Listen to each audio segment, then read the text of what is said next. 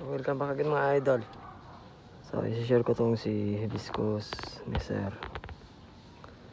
Maganda yung galawan. Tapos ayan, nag-opera pala siya ng paa dito. So i-uproot natin to mga idol, mga master.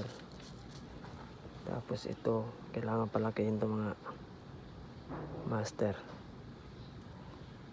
para makuha natin yung proportion. Tapos may tinanggal tayong sanga. Tsaka ito mga idol, isa sa problema, ayan, reverse. So gagawin natin dyan is kailangan natin ng sugatan dito sa likod para bumuka siya, para mawala yung reverse. So i-wire ko muna siya mga idol. So yun mga idol, na wire na natin. So ngayon mga idol is i-uproot natin to mga idol. Ayusin natin yung paa, tapos tutuklapan natin to para mawala yung reverse. Kompleto yung mga sanga mga idol. Back branch, isang back branch. Ito kailangan palakihin.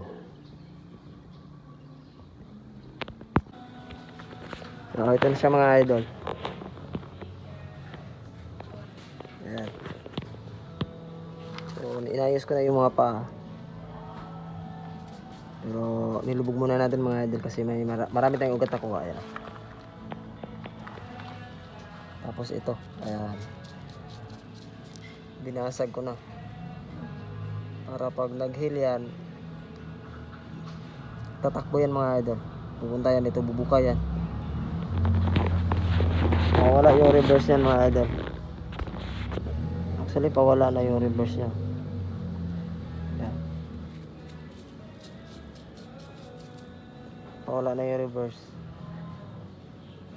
Mas lalaki pa yan mga idol, siguro dito yan takbo niyan pag bumuka na yan. Magiging ganyan yan. So yun lang mga idol. Ganun lang talaga pagbubonsai. Sariling sikap tsaka idea para masolusyonan yung mga problema ng mga halaman natin mga idol. Alright, papalo naman dyan mga idol.